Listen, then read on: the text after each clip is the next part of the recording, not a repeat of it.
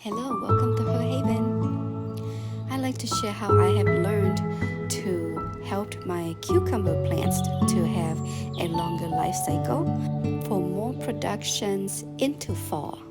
This is back in June where I started trimming the leaves off, keep away any leaves that is touching the ground so that it doesn't attract critters crawling up the plant and killing it.